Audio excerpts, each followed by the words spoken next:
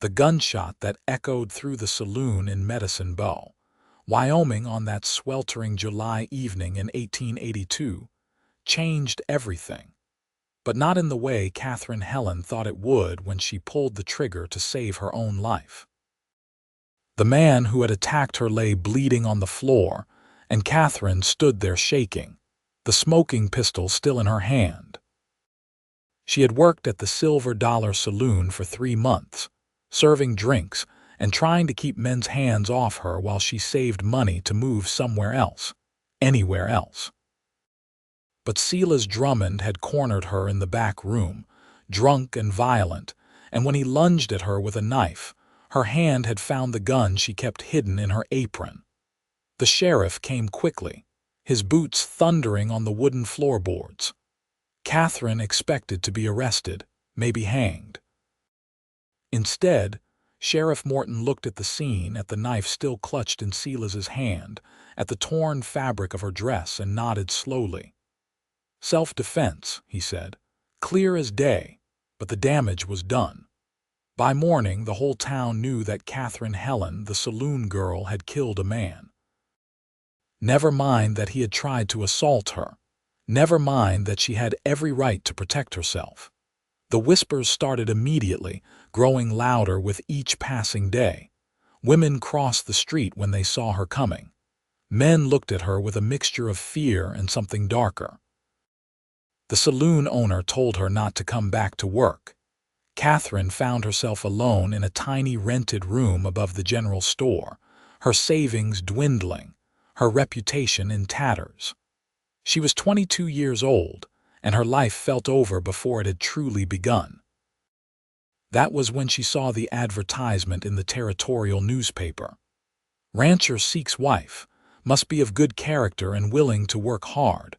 Reply to Ethan Kimball, Medicine Bow, Wyoming." Katherine stared at the words for a long time. Good character. She almost laughed, except there was nothing funny about her situation. But desperation makes people do desperate things, and she had nowhere else to turn. She picked up a pen and began to write, her hand steady despite the fear coursing through her veins. She told him she was a woman alone in the world, hard-working and honest. She did not tell him about the shooting. She did not tell him about the saloon. She told herself it was not really lying, just an omission of certain facts that might prejudice him against her unfairly. But deep down, she knew the truth. She was deceiving him, and the shame of it sat heavy in her chest. The reply came faster than she expected. Ethan Kimball wrote in a clear, precise hand that he owned a cattle ranch 15 miles outside of town, that he was 30 years old, and that he needed a wife to help him build a life. He was direct and honest in his letter, describing the hard work and isolation that came with ranch life. He asked if she was prepared for that kind of existence. Katherine wrote back that she was. They exchanged 3 more letters over the course of 2 weeks. Ethan's words revealed a thoughtful man, educated but practical, someone who had come west to make his own way after his family's farm in Ohio had failed. He wrote about the land with genuine affection, about the cattle and horses he was raising, about his dreams of building something lasting. Katherine found herself looking forward to his letters, reading them multiple times, imagining the man behind the words. When he finally wrote asking if she would marry him, saying he would come to town to meet her first if she was agreeable, her heart hammered in her chest. She wrote back yes. They met in front of the general store on a bright morning in early August. Katherine wore her best dress, a simple gray cotton that she had mended carefully to hide the wear. She had pinned her dark brown hair up neatly and scrubbed her face until it shone. Her hands trembled as she waited, watching the street. When Ethan Kimball rode up on a handsome bay horse, Katherine felt her breath catch. He was tall and lean, with dark blonde hair that curled slightly at his collar and warm brown eyes that crinkled at the corners when he smiled. He dismounted with easy grace and removed his hat, revealing a face that was weathered by sun and wind but undeniably kind.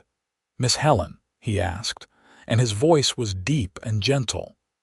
"Mr. Kimball," she replied, and was grateful that her voice did not shake. They walked together down the street, far enough from the center of town that they could talk without being overheard. Ethan told her about his ranch, about the house he had built with his own hands, about the challenges of making a life in this wild country. Katherine listened, asking questions, trying to ignore the way her heart lifted when he looked at her with those warm eyes. "I should be honest with you," Ethan said after a while. "I am not a rich man. The ranch is doing well enough, but there are no luxuries. The work is hard and the winters are brutal. I need a partner, Miss Helen, someone who can work beside me, who is not afraid of hardship. I know that might not sound very romantic, but I believe in being truthful." Katherine felt the shame rise in her throat again, bitter and choking. Here he was, being completely honest with her, and she was living a lie. "I appreciate your honesty," she managed to say. "I should also tell you why I am looking for a wife this way," Ethan continued, looking out at the distant mountains. "I was engaged once back in Ohio. Her name was Sarah, and I thought we would spend our lives together. But when my family lost the farm, when I told her I wanted to come west and start over, she broke it off, said she had not agreed to marry a penniless wanderer." He smiled, but there was old pain in his eyes. "I learned then that I wanted someone who could love the life, not just the comfort, someone strong." "I am strong," Katherine said quietly. "I have had to be." Ethan looked at her then, really looked at her, and she felt as though he could see right through to her guilty soul. But whatever he saw, it made him smile. "I believe you are," he said. "Miss Helen, I know this is sudden, and I will understand if you need more time. But if you are willing, I would like to marry you. I promise I will do my best to be a good husband to you." Katherine knew she should tell him the truth. Knew she should give him the chance to walk away before he bound himself to a woman with blood on her hands and shame in her past. But the words would not come. Instead, she heard herself say, "Yes, I will marry you." The wedding took place 2 days later in the small church at the edge of town. The pastor, Reverend Williams, performed the ceremony with his wife as witness. There were no other guests. Katherine wore the same gray dress, and Ethan wore a clean shirt and his best vest. When he slipped the simple gold band onto her finger, Katherine felt tears prick her eyes. This good man, this honest man, had no idea what he was getting. "You may kiss your bride," Reverend Williams said. Ethan leaned down and pressed his lips to Katherine's, gentle and brief. It was her first real kiss. And despite everything, despite the guilt and fear, she felt warmth bloom in her chest. They rode out to the ranch that afternoon. Katherine seated behind Ethan on his horse, her arms around his waist, her bag of belongings tied behind them. The ride took several hours, following a rough trail through rolling grasslands dotted with sage and wildflowers. The August sun beat down on them, but the wind was cool, carrying the scent of grass and distant pine. The ranch, when it came into view, took Katherine's breath away. It sat in a valley between 2 low hills, with a creek running nearby and cottonwood trees providing shade. The house was small but well built, made of logs with a stone chimney. There was a barn, a corral with several horses, and in the distance she could see cattle grazing. "It is not much," Ethan said, and she could hear the pride mixed with apology in his voice. "It is beautiful," Katherine said, and meant it. Ethan helped her down from the horse and carried her bag inside. The house was simple, just 2 rooms really. One large main room with a kitchen area, table and sitting space, and a smaller bedroom off to the side. But it was clean and well kept, and Katherine could see evidence of Ethan's care in every detail. Curtains hung at the windows, simple but neatly sewn. The wooden floor was swept clean. Books lined a small shelf near the fireplace. "I will give you some time to settle in," Ethan said, setting her bag on the bed. "I need to check on the stock before dark." He left her alone, and Katherine sank down on the edge of the bed, her legs suddenly weak. This was her home now. She was married to a man she had known for 2 days, a man she was lying to with her silence. She unpacked her few belongings, hanging her other dress on a peg, setting her hairbrush and the small silver locket that had belonged to her mother on the dresser. Then she walked through the house, learning its contours, imagining a life here. Could she really do this? Could she build something real on a foundation of deception?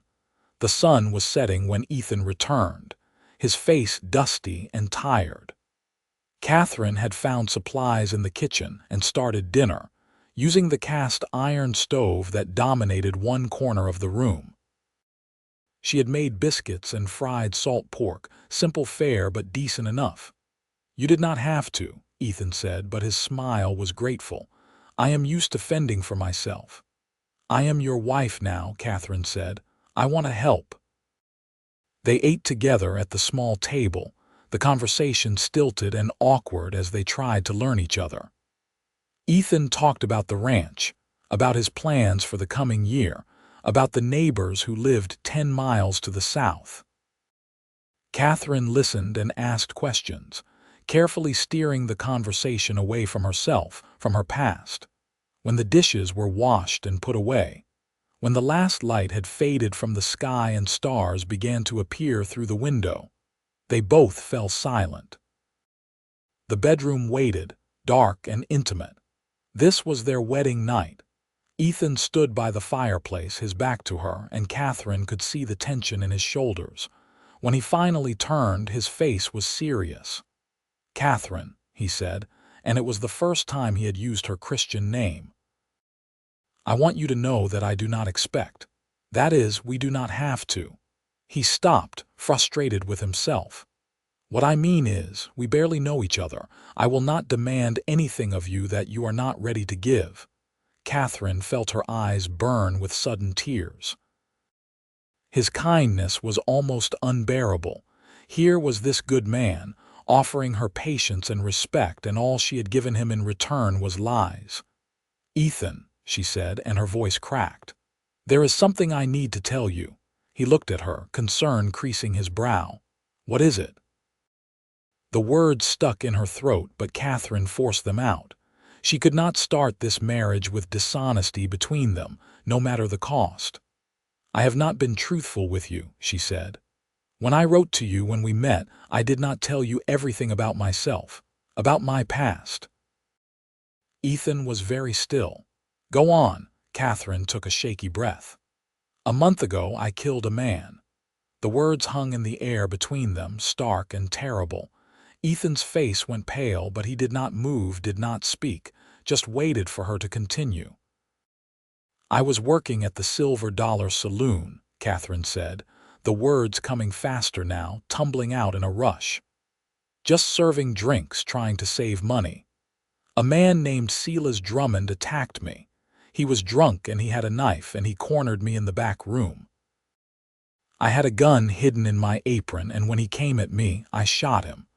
The sheriff said it was self-defense, and it was, I swear it was. But the town, they did not care about the truth. They just saw a saloon girl who killed a man, and suddenly I was worse than dirt to them.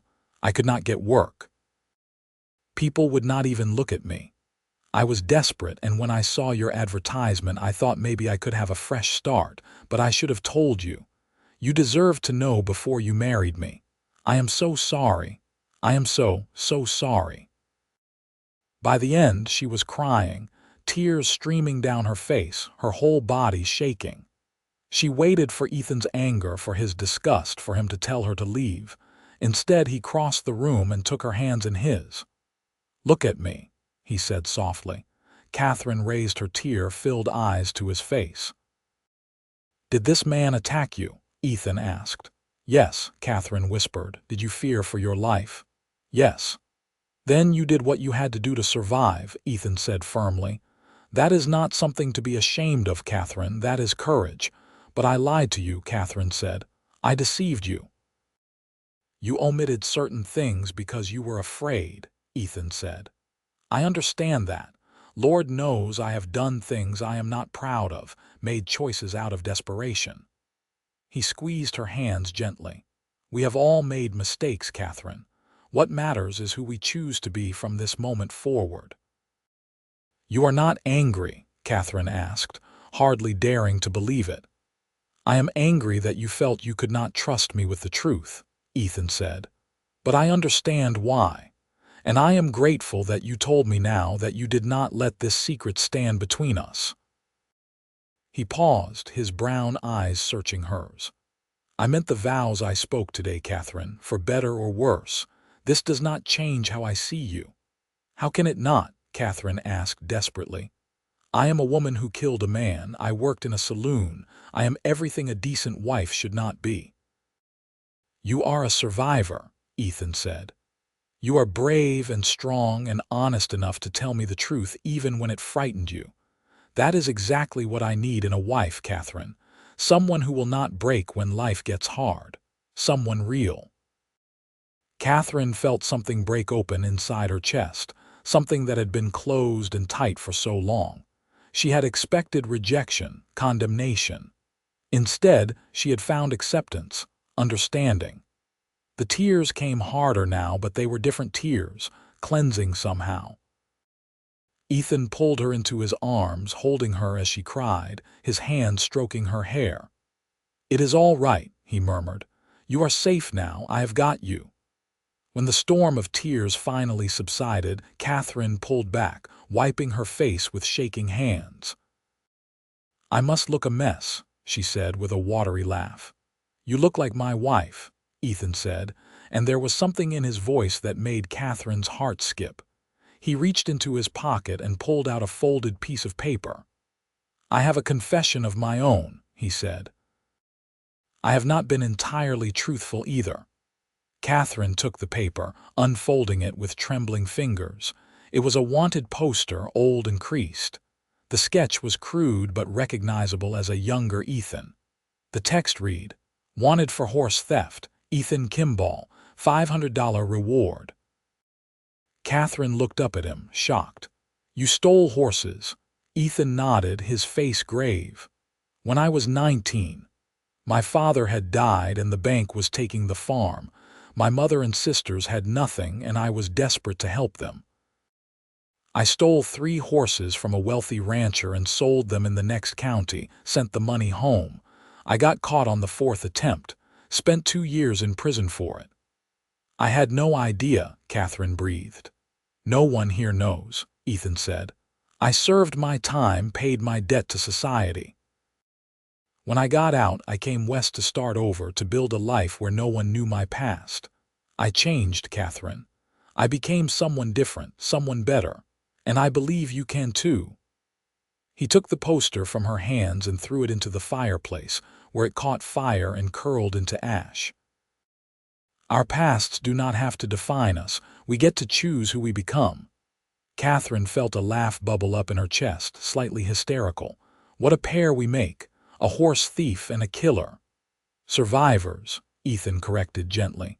2 people who made hard choices and lived to tell about it. He cupped her face in his hands, his thumbs brushing away the last of her tears. Katherine, I know we barely know each other. I know this marriage started out of necessity more than affection, but I want you to know that I am committed to making this work, to building something real with you. If you will have me, flaws and all. Yes, Katherine whispered. Yes, I will.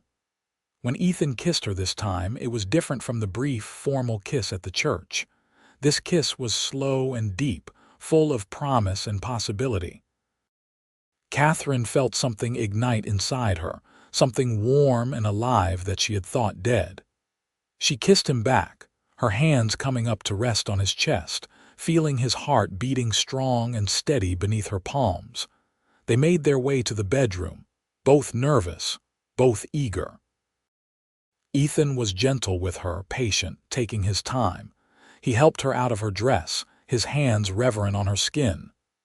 When they finally came together, it was tender and sweet, two broken people finding wholeness in each other. Afterward, they lay tangled together in the narrow bed, the moonlight streaming through the window and painting silver patterns on the walls. Katherine rested her head on Ethan's chest, listening to the steady rhythm of his breathing. "Thank you," she whispered. "For what?" Ethan asked, his hand stroking her hair. "For not judging me, for understanding, for giving me a chance." "We are giving each other a chance," Ethan said. "That is what marriage is, I think. Two imperfect people choosing each other day after day despite everything." Katherine smiled against his skin. "I think you might be right." She fell asleep there in his arms, truly peaceful for the first time in months. The shame and fear that had weighed her down for so long felt lighter, more bearable. She was not alone anymore. She had a partner, someone who knew her worst secrets and chose to stand beside her anyway. The next morning, Katherine woke to find Ethan already up and dressed, making coffee in the kitchen. The smell drew her out of bed and she joined him, still in her nightgown, her hair loose around her shoulders. "Good morning, wife," Ethan said with a smile that made her stomach flutter. "Good morning, husband," Katherine replied, and the words felt right on her tongue. They had breakfast together, and then Ethan showed her around the ranch properly. He introduced her to the horses, 6 of them including his bay and a gentle mare he said she could ride. He showed her the cattle, scattered across the grazing land, and explained his plans for the herd. He took her to the creek, where willows grew and the water ran clear and cold over smooth stones. "This is my favorite place on the whole property," Ethan said, standing beside her on the bank. "I come here when I need to think, or when the work gets to be too much." "I can see why," Katherine said, watching the play of sunlight on the water. "It is peaceful." Over the following weeks, they settled into a routine. Katherine took over the cooking and the household chores, but she also learned to help with the ranch work. Ethan taught her to ride properly, to mend fences, to care for the cattle and horses. The work was hard, harder than anything Katherine had done before, but she found satisfaction in it. Her hands grew calloused, her skin tanned from the sun. She grew stronger. And slowly, carefully, she and Ethan grew closer. They talked in the evenings after the work was done, sitting on the porch and watching the sun set over the mountains. Ethan told her about his childhood in Ohio, about his parents and 3 sisters, about the books he had read and the places he dreamed of seeing. Katherine found herself opening up too, telling him about her own past, about her parents who had died when she was 16, about the struggles that had led her to that saloon in Medicine Bow. "You have had a hard life," Ethan said one evening, his hand finding hers in the gathering darkness. "No harder than yours," Katherine replied. "Maybe that is why we fit," Ethan said thoughtfully. "We both know what it is like to fall down and have to get back up again." Their physical relationship deepened too. What had been gentle and tentative on their wedding night grew more passionate as they became comfortable with each other. Katherine discovered that she enjoyed the marriage bed, that there was pleasure and connection to be found in the joining of bodies. Ethan was an attentive lover, always mindful of her needs, and Katherine learned to be bold in expressing her desires. But it was not all smooth sailing. There were hard days, difficult moments. Katherine struggled with feelings of inadequacy, wondering if she was truly cut out for this life. There was so much she did not know, so many ways she felt she fell short. And though Ethan never complained, she could see the exhaustion in his face at the end of long days, the weight of responsibility he carried. One particularly difficult day in September, a calf got caught in a ravine and broke its leg. Ethan had to put it down, and Katherine could see how much it bothered him, even though he tried to hide it. That night, he was quiet and withdrawn, barely touching his dinner. "Talk to me," Katherine said finally. "Please." Ethan sighed, rubbing his face with both hands. "It is foolish," he said. "It was just an animal, just one calf, but I hate losing them. I hate feeling like I failed somehow." "You did not fail," Katherine said firmly. "These things happen. You did what you had to do, just like I did what I had to do that night in the saloon. Sometimes there are no good choices, only necessary ones." Ethan looked at her, and something in his expression softened. "When did you get so wise?" "I learned from my husband," Katherine said with a small smile. He reached across the table and took her hand. "I am glad you are here, Katherine. I do not think I could do this alone anymore." "You do not have to," Katherine said. "We are partners, remember." As autumn progressed and the leaves on the cottonwoods turned gold, Katherine found herself falling in love with her husband. It crept up on her slowly in small moments. The way he laughed at her terrible jokes. The way he brought her wildflowers he had found while checking the herd. The way he held her at night, protective and tender. The way he listened when she spoke, really listened as if her words mattered. She did not tell him how she felt, afraid of being too vulnerable, too open. But she thought he might be falling too, judging by the way he looked at her when he thought she was not watching, by the way he sought out reasons to touch her, to be near her. In October, they rode into town together for supplies, their first trip since the wedding. Katherine was nervous about facing the townspeople again, about the whispers and stares. But Ethan rode beside her, solid and steady, and she drew courage from his presence. At the general store, Mrs. Patterson, the owner's wife, looked Katherine up and down with barely concealed disdain. "I see you found someone willing to take you on," she said, her voice dripping with false sweetness. "Though I do wonder if Mr. Kimball knows exactly what kind of woman he married." Before Katherine could respond, Ethan stepped forward. "I know exactly what kind of woman I married," he said, his voice level but hard. "I married a woman who is brave and honest and hardworking. I married a woman who defended herself against a violent attack, and if you have a problem with that, Mrs. Patterson, then that says more about you than it does about my wife." Mrs. Patterson's face went red, but she said nothing more. As they left the store with their supplies, Katherine felt tears prick her eyes again, but they were good tears this time. "Thank you," she said quietly. "You do not need to thank me for telling the truth," Ethan said. "You are my wife, Katherine. I will always stand beside you." That night, as they lay together in bed, Katherine finally found the courage to say what had been building in her heart. "Ethan, I need to tell you something." He rolled to face her, his eyes concerned in the moonlight. "What is it?" "I love you," Katherine said, her voice shaking only a little. "I know we married for practical reasons, and I know it has only been a few months, but I love you. I wanted you to know." Ethan's face transformed, joy breaking across his features like sunrise. "Katherine," he breathed, pulling her close. "I love you too.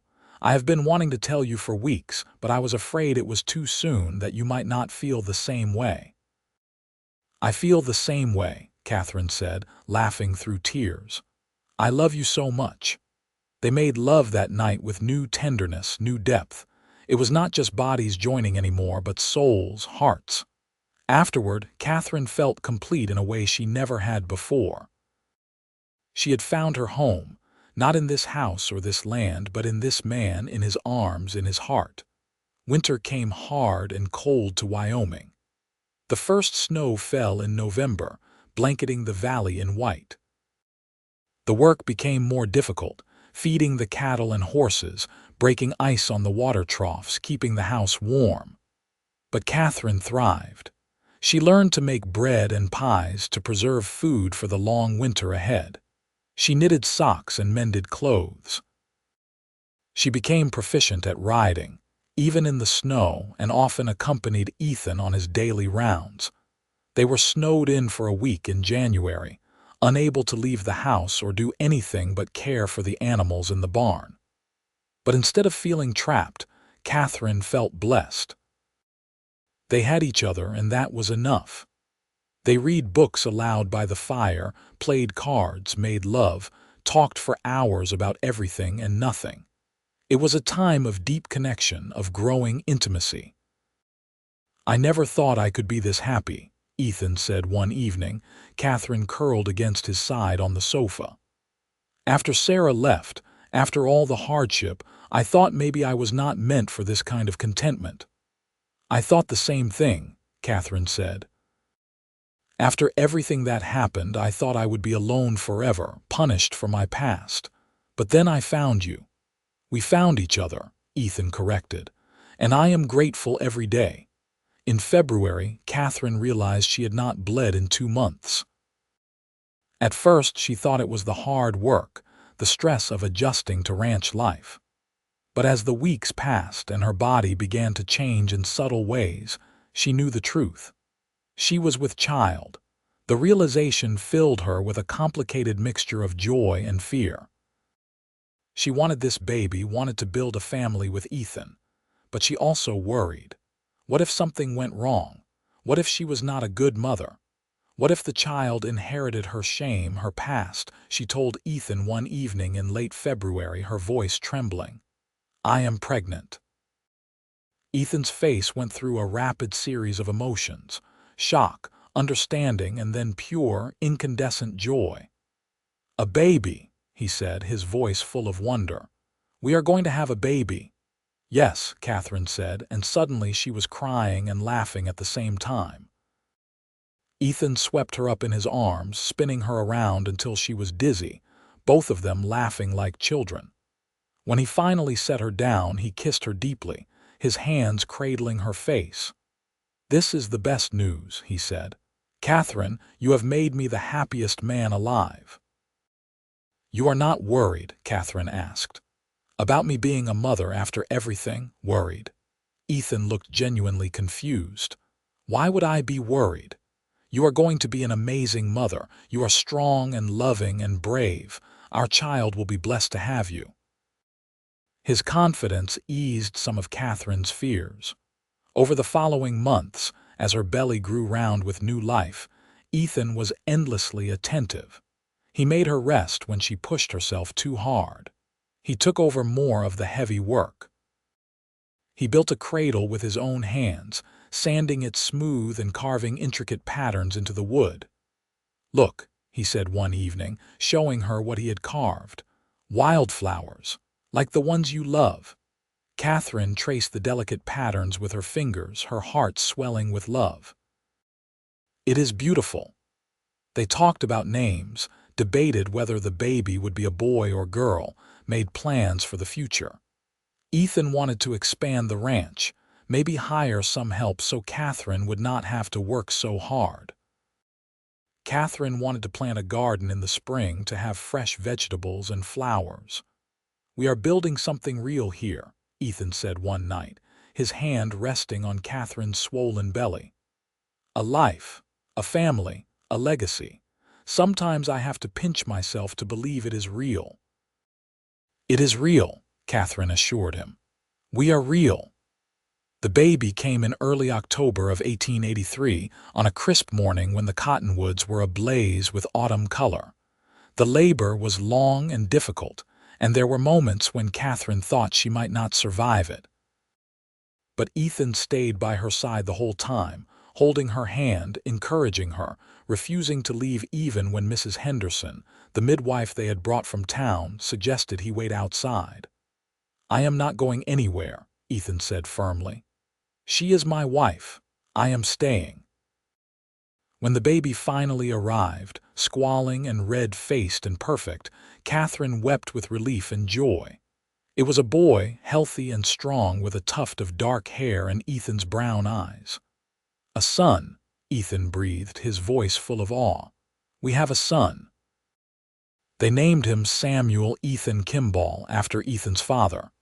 Samuel was a good baby, easy-tempered and happy. Katherine took to motherhood with the same determination she brought to everything else, learning quickly, adapting, growing into the role.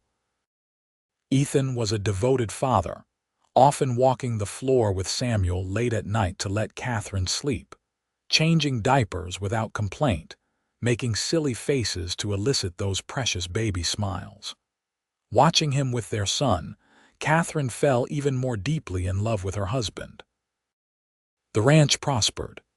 Ethan hired a young cowhand named Tommy to help with the cattle, which freed up more time for both of them to focus on Samuel and the household. Katherine planted her garden in the spring, and by summer they had fresh vegetables and herbs. She preserved what they could not eat, filling shelves with jars of pickles and jam and canned tomatoes. Life settled into a rhythm, punctuated by Samuel's milestones. His first smile, his first laugh, the day he rolled over, the day he sat up on his own. Each moment felt precious, miraculous. They had created this new life together, this perfect little person who was part of both of them.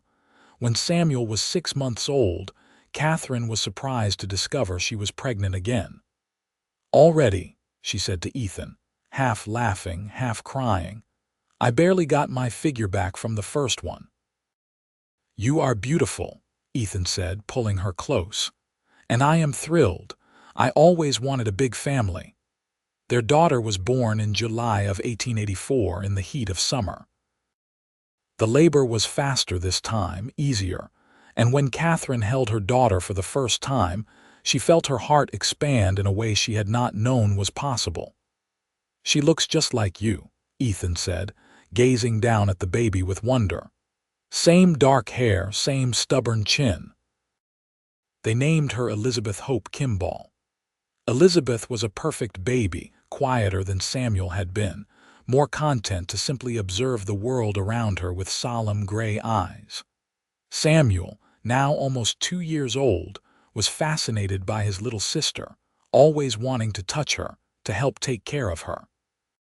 As the children grew, Katherine often found herself reflecting on how far she had come. From that desperate, frightened woman in Medicine Bow, stained by shame and violence, to this. A wife, a mother, a woman with a home and a family and a future. It still amazed her sometimes, the grace of second chances. She and Ethan grew closer with each passing year. Their love deepened, matured, became something solid and unshakable. They had their disagreements, of course. Ethan could be stubborn and Katherine had a temper when pushed too far. But they had learned to talk through their problems, to listen to each other, to compromise. One evening in the fall of 1886, when Samuel was 3 and Elizabeth 2, they sat on the porch together after the children were asleep. The sunset painted the sky in shades of orange and pink, and the air was cool and sweet. "You ever think about that night?" Katherine asked quietly. "Our wedding night when I told you the truth?" "Sometimes," Ethan said. "Why do you ask?" "I was just thinking about how afraid I was," Katherine said. "How certain I was that you would reject me, send me away, and instead you gave me grace, you gave me love, you gave me this life." She gestured at the house, the land, everything around them. "You gave me just as much," Ethan said. "You gave me a family, a purpose, a reason to keep building and dreaming. You made me better, Katherine. You made me whole." "We made each other whole," Katherine said softly. Ethan took her hand, lacing his fingers through hers. "I was thinking," he said. "Now that the ranch is doing well, now that we have help with the work, maybe we could take a trip. Go visit my sisters in Ohio. Let them meet you and the children." Katherine felt a flutter of nervousness. "Are you sure? They might not approve of me if they know my past." "They will love you," Ethan said firmly, "because I love you and because you are an incredible woman. And besides, I want to show you where I came from. I want to show you everything." They made the trip the following spring, traveling by train across the country. It was Katherine's first time leaving Wyoming since she had arrived, her first time on a train. Samuel and Elizabeth were wide-eyed with wonder at everything they saw. Ethan's sisters welcomed Katherine with open arms. Anna, the eldest, was a practical woman with a warm heart. Mary was quieter, more reserved but kind. Young Sarah, just 20, was lively and full of questions. They doted on Samuel and Elizabeth, exclaiming over how beautiful the children were, how well-mannered. "Ethan wrote to us about you," Anna said to Katherine one afternoon while they prepared dinner together. "He told us how you saved yourselves from difficult situations, how you built a life together. I want you to know, we do not judge you for your past. We are just grateful that our brother found someone who makes him so happy." Katherine felt tears prick her eyes. "Thank you. That means more than you know." "Family is not about being perfect," Anna said. "It is about standing together, supporting each other through whatever comes." "You are family now, Katherine. Do not ever forget that." They spent 2 weeks in Ohio, and by the time they returned to Wyoming, Katherine felt as though she had truly been accepted, truly belonged. She had a family now, not just Ethan and the children, but sisters, connections that stretched beyond her little valley. The years passed in a blur of growth and change. Samuel grew into a bright, curious boy who loved the ranch and the animals. Elizabeth was more reserved but incredibly observant, always watching and learning. Katherine gave birth to another son in 1888, whom they named William after Ethan's grandfather. And then, in 1890, twin girls arrived, much to everyone's surprise: Katherine and Jane. The house felt constantly full of noise and life and love. Ethan expanded the ranch house, adding more bedrooms and a larger kitchen. They hired more help, both for the ranch work and for Katherine, so she was not overwhelmed by the demands of 5 young children. Through it all, Katherine and Ethan remained each other's anchor, each other's best friend and partner. They stole moments alone when they could, riding out to the creek or sitting on the porch after the children were asleep. They made love with the same passion as always, though now they had to be quieter, more careful not to wake the little ones. "I cannot believe this is my life," Katherine said one night, lying in Ethan's arms after the children had finally settled down. 5 children, a thriving ranch, a husband who loves me. Sometimes I am afraid I will wake up and it will all have been a dream." "It is real," Ethan murmured, kissing her forehead. "We made it real together, and I love you more now than I did on our wedding day, more than I thought it was possible to love another person." "I love you too," Katherine said, "more than words can say."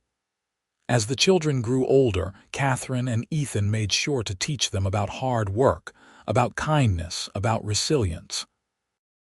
They did not hide their pasts from the children, but shared their stories as lessons, as examples of how people could change and grow. "Your mother is the bravest person I know," Ethan told Samuel one day when the boy asked about how they had met. "She survived things that would have broken most people, and she came out stronger. That is what I want you to learn from her story, that mistakes do not define us, that we always have the power to choose who we become." Samuel, now 12 and growing tall and serious, nodded thoughtfully. "I want to be brave like Mama," he said. "You already are," Ethan said, clapping his son on the shoulder. In 1895, when Katherine was 35 and Ethan 43, they celebrated their 13th wedding anniversary with a party. Ethan's sisters traveled from Ohio, and neighbors from surrounding ranches came. It was a joyful, raucous affair, with music and dancing and more food than they could possibly eat. As Katherine looked around at the crowd of people, at her children laughing and playing, at Ethan talking with friends and family, she felt overwhelming gratitude. She had been given a second chance, and she had made the most of it. She had built a life of meaning and purpose, of love and connection. Late that night, after everyone had gone and the children were asleep, Ethan found her standing on the porch, looking out at the starlit valley. "What are you thinking about?" he asked, wrapping his arms around her from behind. "Everything," Katherine said, leaning back against him. "How far we have come, how blessed we are." "We have been through a lot," Ethan agreed, "but we did it together. That is what made the difference." "I was so afraid that night," Katherine said softly. "Our wedding night, when I told you the truth. I thought my past would destroy any chance we had at happiness." "Your past made you who you are," Ethan said. "Strong, brave, compassionate. I would not change anything about you, Katherine. Not one single thing. Not even the gray hairs."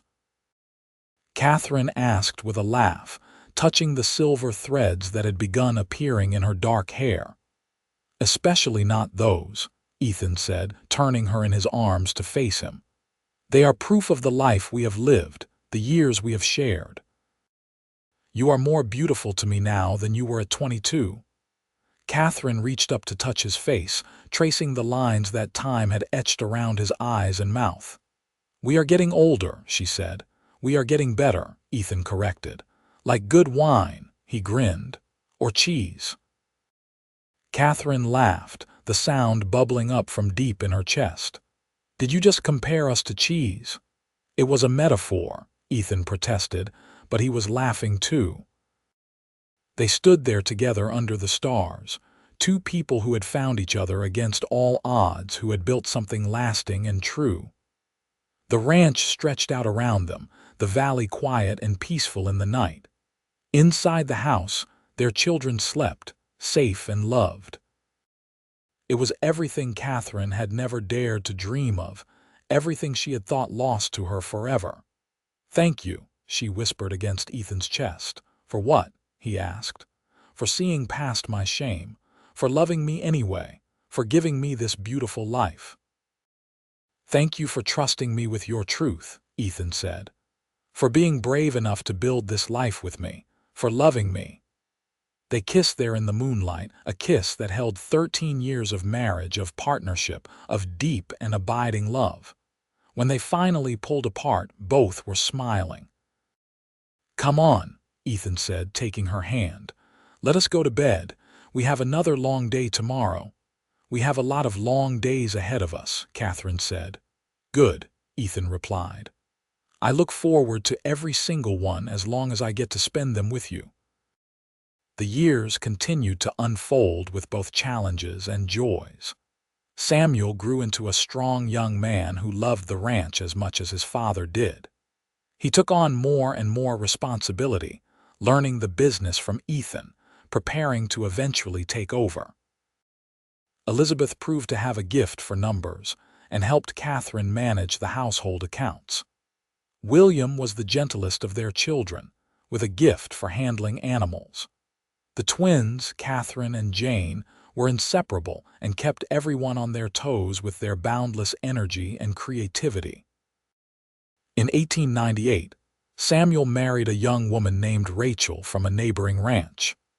Katherine helped plan the wedding, feeling both joy and melancholy as she watched her eldest son pledge his life to another.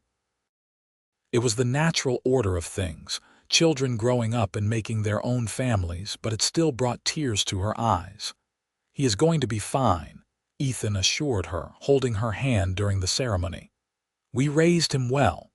"I know," Katherine whispered, "but he will always be my baby boy." Samuel and Rachel built a small house on the ranch property, staying close but establishing their own household. A year later, they gave Katherine and Ethan their first grandchild, a boy they named Ethan after his grandfather. Holding that tiny baby, seeing her own son as a father, Katherine felt the circle of life complete itself in a way that was both profound and ordinary. "Grandmother," Elizabeth said teasingly. "You are a grandmother now." "And you are an aunt," Katherine replied with a smile. "How does that feel?" "Strange," Elizabeth admitted, "but good." As the new century approached, Medicine Bow grew and changed. More families settled in the area and the town expanded. The saloon where Katherine had once worked burned down and was replaced by a respectable hotel. The church added a bell tower. A proper school was built, and Elizabeth took a job teaching there, much to Katherine's pride. Katherine and Ethan were respected members of the community now. People forgot, or pretended to forget, the circumstances under which Katherine had come to Medicine Bow. They saw instead a devoted wife and mother, a hard-working rancher's wife, a woman who contributed to the community in countless ways. But Katherine never forgot. She carried those memories with her always, not as shame anymore, but as reminders of how far she had come, of the grace and redemption that had transformed her life. In the spring of 1900, as the world celebrated the turn of the century, Katherine turned 40. Ethan threw her a party, inviting friends and family from far and wide. It was a grand affair, with music and dancing and speeches. Ethan stood up to make a toast, and the crowd quieted to listen. 18 years ago, he said, I placed an advertisement for a wife. I was looking for someone practical, someone who could work hard and build a life with me. What I got was so much more than that. I got a partner, a best friend, the love of my life. I got a woman who taught me about courage and forgiveness and grace. Katherine, you have made these 18 years the best of my life. Here is to many more years together. To Katherine and Ethan, the crowd cheered, raising their glasses. Katherine felt her face flush with pleasure and emotion. She stood and moved to Ethan's side, taking his hand. I have a speech too, she said, her voice only slightly shaky. When I answered that advertisement, I was at the lowest point of my life. I felt worthless, damaged beyond redemption. But Ethan saw something in me that I could not see in myself. He gave me a chance when no one else would. He loved me when I did not love myself. Everything good in my life, everything that matters, comes from that choice he made to take a risk on a woman with a past. Ethan, you saved my life. You gave me a future, and I will love you for as long as I draw breath. There was not a dry eye in the room as Katherine and Ethan embraced, holding each other tight while their friends and family applauded. It was a perfect moment, a crystallization of everything they had built together. The party continued late into the night, with music and laughter and joy. The children danced with their parents, with each other, with friends. Samuel and Rachel waltzed together, already expecting their second child. Elizabeth partnered with William, the two of them clumsy but enthusiastic. The twins dragged various young men onto the dance floor, giggling the whole time. And in the center of it all were Katherine and Ethan, still holding each other, still dancing after all these years. They moved together with the ease of long practice, anticipating each other's steps perfectly in sync. Happy, Ethan murmured in her ear. Happier than I ever thought possible, Katherine replied. As the years progressed into the new century, life continued its natural rhythms. There were births and deaths, joys and sorrows. Ethan's sister Mary passed away in 1902, and they traveled to Ohio for the funeral, mourning the loss but grateful for the time they had shared. Rachel gave birth to 3 more children, expanding the family. Elizabeth met a teacher from Cheyenne and married him in 1903, moving away but visiting often. William took over more of the ranch operations as Ethan grew older. The twins eventually went their separate ways, Katherine marrying a banker and Jane becoming a nurse. Through all the changes, Katherine and Ethan remained constants in each other's lives. They aged together, their bodies growing softer and slower, but their love never diminishing. If anything, it deepened with time, becoming something rich and complex and infinitely precious. On their 25th anniversary in 1907, they took a trip, just the two of them, leaving the ranch in Samuel and William's capable hands. They traveled to Colorado, to the mountains, staying in a small cabin by a lake. It was a second honeymoon of sorts, a chance to simply be together without the demands of family and ranch. "Remember our wedding night?" Katherine asked one evening as they sat by the lake, watching the sun set behind the peaks. "I think about it often," Ethan said. "How frightened you were. How brave." "I was terrified," Katherine admitted. "I thought I was throwing away my one chance at happiness. But telling you the truth, as hard as it was the best decision I ever made. It freed me. It let us start our marriage with honesty." "I am glad you told me," Ethan said. "And I am glad I told you about my past, too. We have never had secrets between us, Katherine. That is part of what makes us strong." "We have had a good life," Katherine said softly. "We have had a beautiful life," Ethan corrected. "And it is not over yet.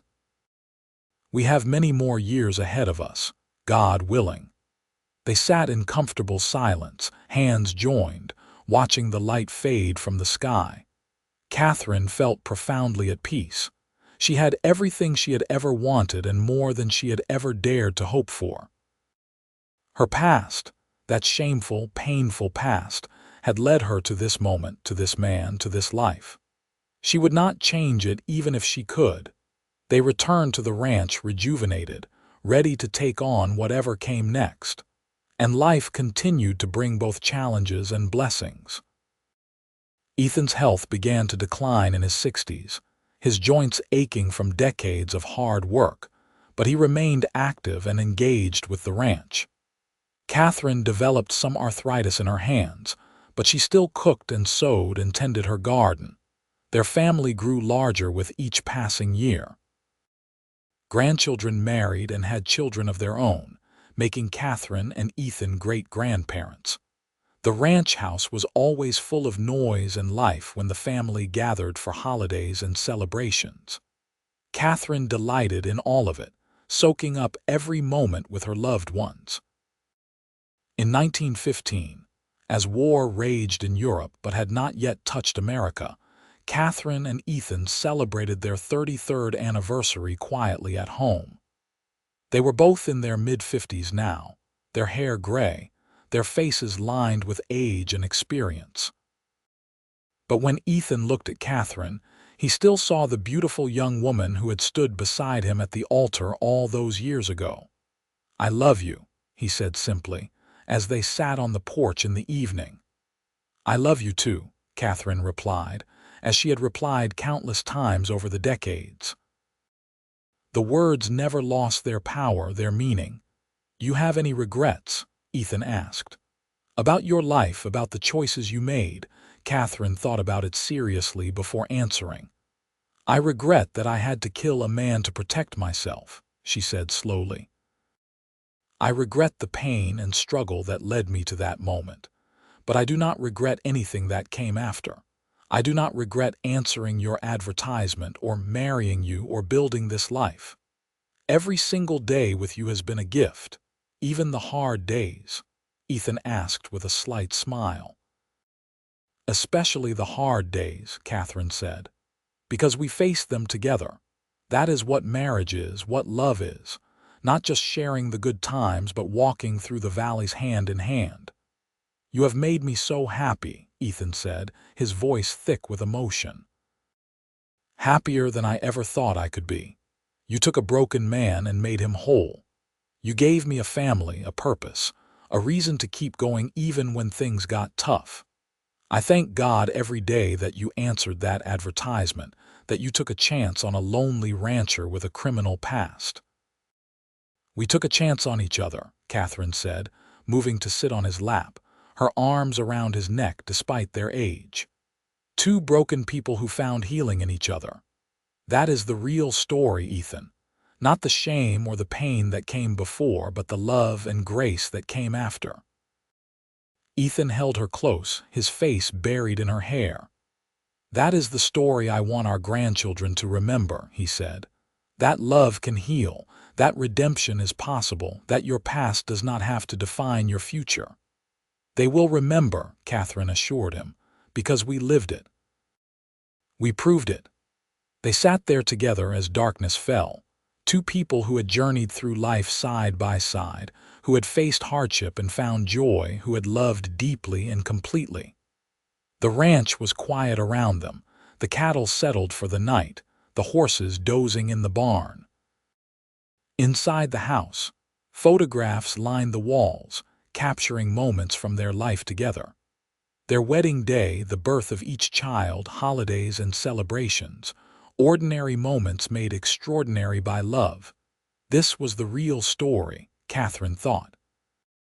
Not the desperate woman in a saloon or the convict who stole horses, but the life they had built from those ashes.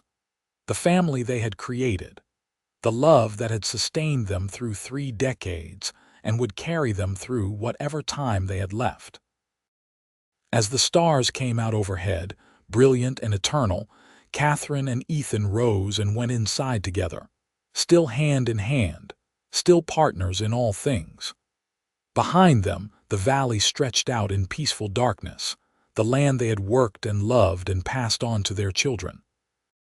Ahead of them, whatever years remained, to be lived with the same courage and commitment that had brought them this far. Their love story, which had begun with such uncertainty and fear, had become something solid and true, a testament to the power of grace and second chances. And that, Katherine knew as she lay down beside her husband that night, was the greatest gift of all. Not perfection, but redemption. Not a life without scars, but a life made beautiful despite them. The end.